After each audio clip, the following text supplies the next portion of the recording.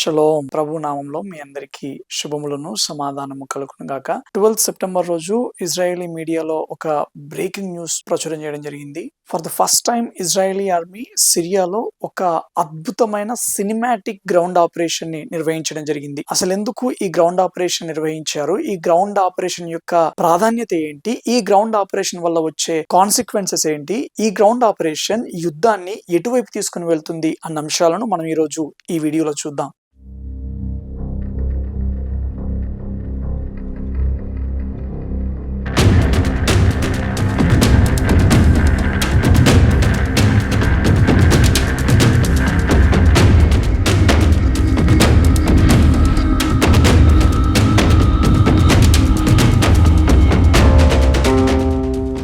చాలా యూట్యూబ్ ఛానల్లో అయితేనేమి, ఈవెన్ మన తెలుగు న్యూస్ ఛానల్స్ లో అయితేనేమి చాలా వరకు తప్పుడు ఇన్ఫర్మేషన్ ని భయంకరంగా స్ప్రెడ్ చేస్తూ ఉంటున్నారు. ఎటువంటి ఇన్ఫర్మేషన్ అంటే గాజాలో 40,000 మంది చనిపోయారు, 50,000 మంది చనిపోయారు. అంతేకాదు ఆ యొక్క గాజా హాస్పిటల్లో అసలు సర్జరీ చేయడానికి కరెంట్ లేదు, ఈవెన్ అసలు సర్జరీ చేయడానికి మత్తు మంది ఇవ్వకుండానే పిల్లలకు సర్జరీ చేస్తూ ఉంటున్నారు అని ఇటువంటి వార్తలు భయంకరంగా స్ప్రెడ్ చేస్తూ ఉంటున్నారు. దయచేసి గమనించండి, నిజంగా ఇజ్రాయెల్ గాని ఇజ్రాయెల్ ఆర్మీ గాని మనుషులను చంపాలి అనుకుంటే గాజా పరిస్థితి మరో రకంగా ఉండేది. గాజాలోని హాస్పిటల్స్ లో కరెంటు లేకపోవడానికి, మత్తు మందులు లేకపోవడానికి, సరి అయిన వైద్యం జరగకపోవడానికి, అవసరమైన మెడిసిన్స్ లేకపోవడానికి ఇజ్రాయెల్ గవర్నమెంట్ కాదు కారణం, అక్కడ ఉన్న టెర్రరిస్టులు. అసలు గాజాకి ఎలక్ట్రిసిటీ గాని, ఫ్యూయల్ గాని, మెడిసిన్స్ గాని సరఫరా చేస్తుందే ఇజ్రాయెల్. గాజా హాస్పిటల్లో కరెంట్ ఎందుకు ఉండట్లేదు, సరైన మెడిసిన్ ఎందుకు ఉండట్లేదు అని అంటే చాలా పెద్ద పెద్ద హాస్పిటల్స్ ను, ప్రముఖమైన హాస్పిటల్స్ ను టెర్రరిస్టులు వారి స్థావరాలుగా చేసుకున్నారు. చాలా హాస్పిటల్స్ అండర్ గ్రౌండ్ లో టెర్రరిస్టుల యొక్క స్థావరాలు ఉన్నాయి. వాళ్ళు ఏం చేస్తా ఉంటున్నారంటే ఈ హాస్పిటల్స్ కి ఇజ్రాయెల్ గవర్నమెంట్ అందించే ఆ యొక్క కరెంటును వీరి స్థావరాలకు ఉపయోగించుకుంటూ ఉన్నారు. వీరి యొక్క ఆయుధ తయారీకి వారు ఉపయోగించుకుంటూ ఉంటున్నారు. అంతెందుకు లాస్ట్ వీక్ గాజాలో ఒక్క పోలియో కేసు రావడం తోటి ఇజ్రాయేలీ గవర్నమెంట్ అక్కడున్న వేల మంది పిల్లలకు వీరి ఖర్చుతో, వీరి మెడిసిన్ తో అక్కడున్న వాళ్ళందరికీ పోలియో టీకాలు వేయించడం జరిగింది. కావాలంటే నెట్ లో కొట్టి చూడండి ఎన్ని వేల మంది పిల్లలకి ఇజ్రాయెల్ గవర్నమెంట్ టీకాలు వేయించిందో. ఇజ్రాయేలీ గవర్నమెంట్ కి అక్కడ గాజాలో ఉన్న అమాయక ప్రజల పరిస్థితి తెలుసు, వారి తప్పేమీ లేదు. ఇక్కడ టెర్రరిస్టులు ఈ యొక్క అమాయక ప్రజలను వాడుకుంటూ వారి స్వార్థం కోసం వీరిని బలి చేస్తున్నారు అని ఇజ్రాయెల్ గవర్నమెంట్ కి అర్థమైంది. కాబట్టే వారి కొరకు టెంపరరీ శిబిరాలను ఏర్పాటు చేస్తా ఉంది. అంతేకాదు వేల వేల టన్నుల ఆహారాన్ని ఇజ్రాయెల్ గవర్నమెంట్ గాజాలోకి అనుమతిస్తుంది.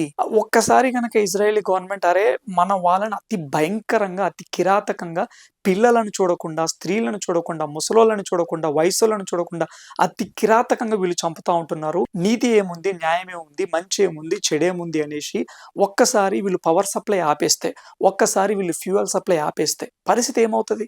అమాయకపు ప్రజలే కదా బలయ్యేది. అందుకనే అది ఇజ్రాయెల్ గవర్నమెంట్ కి అర్థమైంది కాబట్టే, ఇజ్రాయేలీ గవర్నమెంట్ ఐడిఎఫ్ సోల్జర్స్ కి నైతిక విలువలు ఉన్నాయి కాబట్టే వాళ్ళు ఇటుపక్క గాజా అమాయకపు ప్రజలని కాపాడుతూ, టెర్రరిస్టులను నాశనం చేస్తూ, టన్నల్స్ లో దాక్కున్న బందీలను ఎలా విడిపించాలో వాళ్ళు ప్రయత్నం చేస్తూ ఉంటున్నారు. దయచేసి గమనించండి, ఇజ్రాయెల్ గురించి సరైన సమాచారాన్ని తెలుసుకోవాలన్నా కానీ, అంతేకాదు చాలా మంది క్రైస్తవులు కూడా ఇజ్రాయెల్ గురించి చాలా డౌట్స్ ఉన్నాయి. అసలు యూదుల రక్షణ ఏంటి, వాళ్ళు ఎలా రక్షింపబడతారు, వారు క్రీస్తుని నమ్ముకోరు కదా, అసలు ఇప్పటికీ యూదులు దేవుని ఏర్పాటులో ఉన్నారా, లేదా ప్రస్తుతము సంఘమే అసలైన ఇజ్రాయేలా, ప్రస్తుతం ఉన్న సంఘము ఇజ్రాయేల్ దేశాన్ని రీప్లేస్ చేసిందా, మనమే అసలైన ఆత్మీయ ఇజ్రాయేలీలమా, థర్డ్ టెంపుల్ పరిస్థితి ఏంటి, ఈ యొక్క రెడ్ హీఫర్ పరిస్థితి ఏంటి, అంత్యకాలంలో రెండవ రాకడి కంటే ముందు ఇజ్రాయేల్ యొక్క రోల్ ఏంటి, ఇటువంటి డౌట్లు చాలా మంది క్రైస్తవులకు అనేకం ఉంటాయి.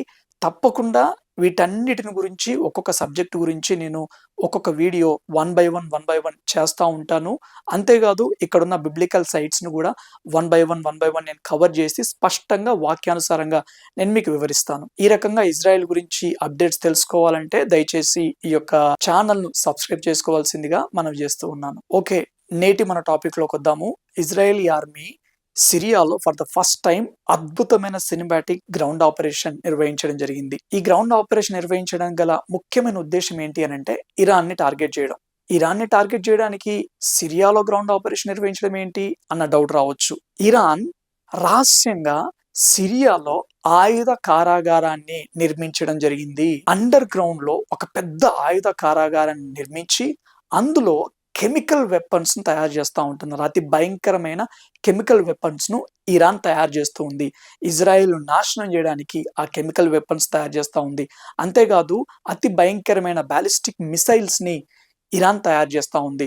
సో ఈ బాలిస్టిక్ మిసైల్స్ ను హెజ్బొల్లాకు, హమాస్ కి, హౌతీలకు ఇరాన్ సరఫరా చేస్తూ ఉంది. మనందరికి తెలిసిన విషయమే. ఇక్కడ ఈ టెర్రరిస్ట్ గ్రూప్స్ అన్నిటినీ పెంచి పోషిస్తున్నది ఎవరు అని అంటే ఇరాన్. అంతెందుకు ఈ యుద్ధానికి కర్త కర్మ క్రియ కూడా ఇరానే. అందుకే ఈ ఇజ్రాయేలీ ఆర్మీ అతి ప్రమాదకరమైన ఈ యొక్క ఆపరేషన్ నిర్వహించడం జరిగింది. ఇజ్రాయేలీ ఆర్మీ శత్రువుల కంట పడకుండా యుద్ధ విమానాలలో, హెలికాప్టర్స్ లో బయలుదేరి దనాదన కిందికి దిగి ఆ గ్రౌండ్ ద్వారా ఆ యొక్క ఆయుధ కారాగారంలోకి దిగి అక్కడున్న ఇరానియన్ సైంటిస్టులను పట్టుకొని అక్కడ ఉన్న ఆయుధాలన్నిటిని ధ్వంసం చేసి, అంతేకాదు ఆ కారాగారంలో బాంబులన్నిటిని ఫిట్ చేసి అక్కడ ఆయుధాలకు సంబంధించిన అతి ప్రాముఖ్యమైన డాక్యుమెంట్స్ అన్నిటిని పట్టుకొని ఈ ఇరానియన్ సైంటిస్టులను కూడా సజీవంగా పట్టుకొని ధనాధన హెలికాప్టర్స్ ఎక్కించేసి వీళ్ళు టేక్ ఆఫ్ అవ్వగానే ఆ కర్మాగారాన్ని మొత్తం బాంబులతో నాశనం చేయడం జరిగింది. అంతేకాదు అక్కడే ఉన్న రష్యన్ టెలికమ్యూనికేషన్ సెంటర్ ని కూడా ఇజ్రాయెలీ ఆర్మీ నాశనం చేయడం జరిగింది.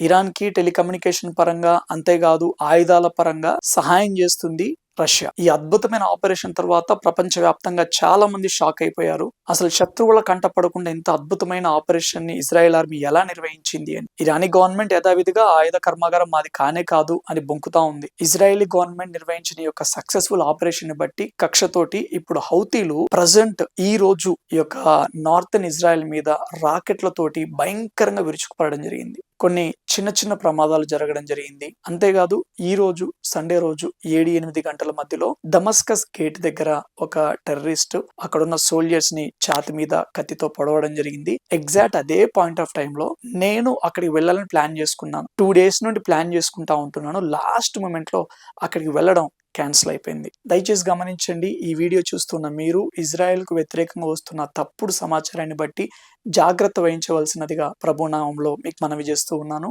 అంతేకాదు ఇక్కడున్న ఇజ్రాయేలీ గవర్నమెంట్ కొరకు, ఐడిఎఫ్ ట్రూప్స్ కొరకు, వారి క్షేమం కొరకు, బందీలుగా ఉన్న వారు త్వరగా విడిపింపబడులాగున, అన్నిటికంటే ముఖ్యంగా గాజాలో ఉన్న అమాయకపు ప్రజల క్షేమం కొరకు కూడా మనం ప్రార్థన చేద్దాం.